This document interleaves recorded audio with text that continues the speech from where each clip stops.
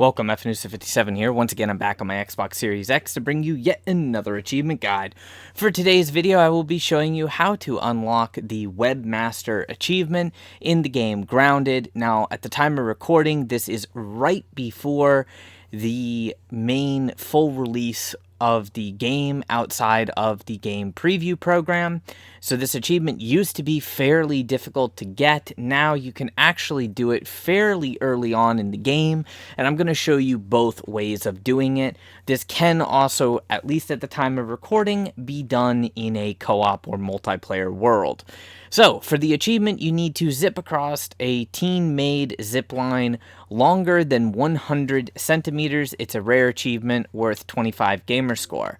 There are two ways to do it. The first way is to actually go ahead and build your own zip line.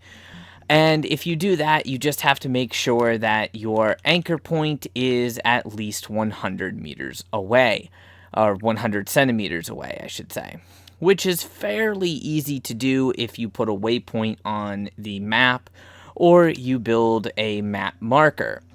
However, in order to do it with this method, you are going to need to complete the Hedge lab. Check out my guide for that if you have any questions, link in the description. Or with the Hot and Hazy update, there is actually another way to do this without doing the Haze lab. But if you want to build your own zip lines, you are going to need to complete the Haze lab, which will then, upon turning in the Burgle chip, unlock a couple of new crafting items that you can build. And they are going to be the zipline anchor, which is relatively cheap to make, except for the fact it does require 6 weed stems, 1 silk rope made by spinning spider silk on the spinning wheel, and 4 clay. Like I said, relatively cheap. You will also want the zipline wall anchor, which is more expensive considering the fact it does require a bee stinger. So you're going to need to kill a bee. You can find them near the picnic table.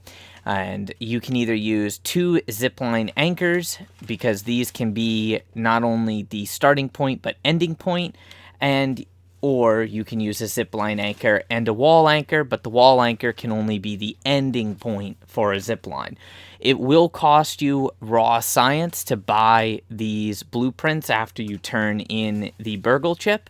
For me, on mild difficulty after the update, it only costs 2,500 raw science, but other people have reported before the update the zipline blueprint costing as much as 7,500 raw science.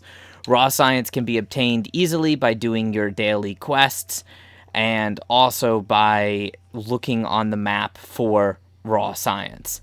Now, the second way of doing it, which I'm very surprised that it works, but we're going to go ahead and show you that, is over here by the picnic table, which is starting to go up into this whole area with the sandbox and all of that fun stuff, which normally requires you to have a bomb or build a staircase. So I'm going to go ahead and show you how to get up there. And if you do it that way, you can actually use a zip line from the picnic table to the sandbox that is pre-constructed. All you will need to do is bring with you the silk rope. I believe it takes like 13 silk rope, but bring a few extra just in case. So that area can be a little bit dangerous, and there's a lot of bees. I would recommend you bring a few bandages, some food and water, and other than that, just make sure that you are actually ready to go. Like I was saying, to make silk rope, you simply need web fiber. It's incredibly easy to do. So if you wanted, we could get our achievement right here, ziplining from the structure to the other structure that I built. However, that's more of an endgame thing because the zip lines are a little bit wonky, or we're going to do the pre-built zipline. So I'll meet you there. Alright, so if you're going to use the easy technique for getting this achievement, what you want to do is come over here on the map to where the picnic table is on the far left-hand side, and you will notice a leaning shovel. So there's 2 ways to get on top of the picnic table. Arguably, the easiest way is to blow up the rock holding the shovel with a bomb, or you can build sketchy stairs. Shout out to Dova for the name there. Up to the picnic table. If you build sketchy stairs up to the picnic table, you can do this at any point in the game. Otherwise, you will need to make a bomb, which means you'll need to get the red ant eggs from the red ant hill. Now, warning, there is a bombardier beetle in this area, so just be careful of that. If you need a video on the bombs and how to use them, there is a link in the description to that video as well. But you will only need one bomb for this, and then you want to place it as close to this cracked rock as possible and run the hell away, because you can take quite a bit of damage from those bombs. At which point the shovel will be knocked down, and then you can go ahead and go up the shovel, and this will save you a lot of time as opposed to building sketchy stairs all the way up here. Now, building sketchy stairs up here is totally viable, and we are going to have to go up to the main table level. So there's a few things that you can get while you're up here if you want to. If you're doing this late game, then you should have a tier 2 or tier 3 axe that you'll be carrying around with you. This is a spot that crow feathers do tend to fall, so fairly easy, but I'm going to show you how to navigate it. Be careful of the cracks in between the boards, because we need to go up to the table level.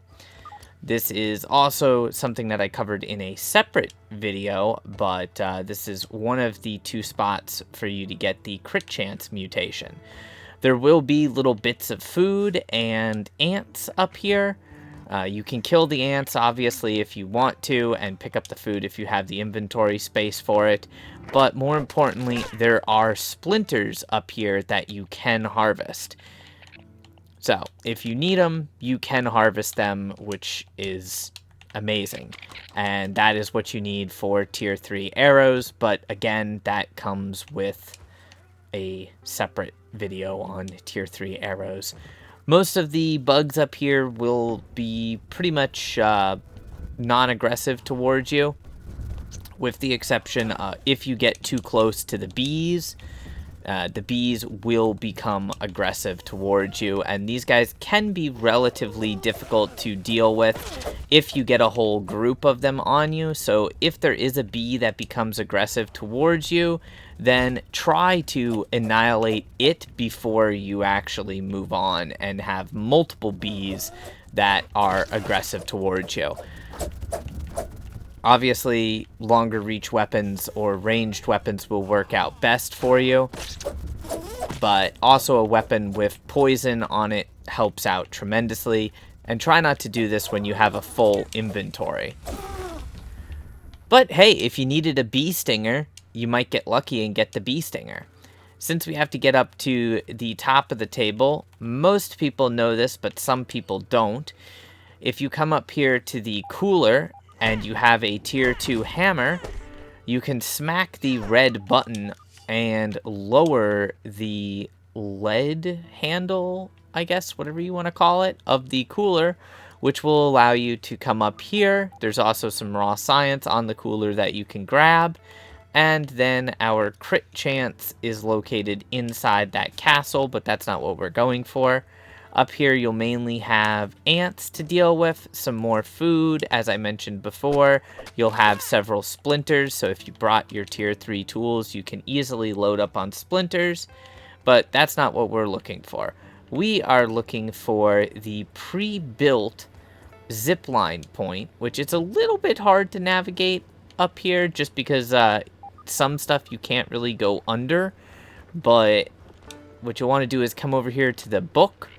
This little notepad, you'll find a field station, which if there's anything that you need to analyze, you can. Plus, obviously, there is a chunk of rotten food and then a couple bandages. So if you're hurt, you can use one of those. But you'll find this pre-constructed zipline anchor, and if you really look hard, you'll find another zipline anchor over there on the sandbox. So, those are the two pre-constructed zipline anchors. The controls for using them remain the same. If you find them, you just press X to connect the zipline to an anchor point, and then you'll have this control scheme that pops up. B cancels it. RB and LB cycle between different anchor points that are within range, which obviously that's not going to do anything because of the fact that there's only one anchor point. Pressing X will connect the anchor points. So there you go. We can see that it is connected. It sometimes takes a couple tries, and then you'll simply have to build the zip line with the silk rope. And once you have the zip line built, then all you have to do is use it. And remember, the greater the elevation difference on the starting point of the zip line to the ending point of the zip line, that is what determines how fast you go across the zip line. Give it about 10 seconds or so, and then your achievement will pop up, Webmaster. Zip across a teen-made zip line longer than 100 centimeters. And at this time, this counts even though we did not actually make the zip line anchors. We used pre-built anchors, but it works because we made the zip line. Remember, if you don't get the achievement pop-up, to go ahead and go to the official club, because sometimes the pop-ups don't work quite perfectly. Unfortunately, you can't ride the zip line back to the picnic table, but this does provide you an alternative method to get to the sandbox. So you'll probably want to build this zip line at some point anyways, or you can do what I did earlier and build a whole lot of sketchy stairs. Hopefully the video helped you out. If it did, smash those like and subscribe buttons and help me out. Until next time, stay frosty.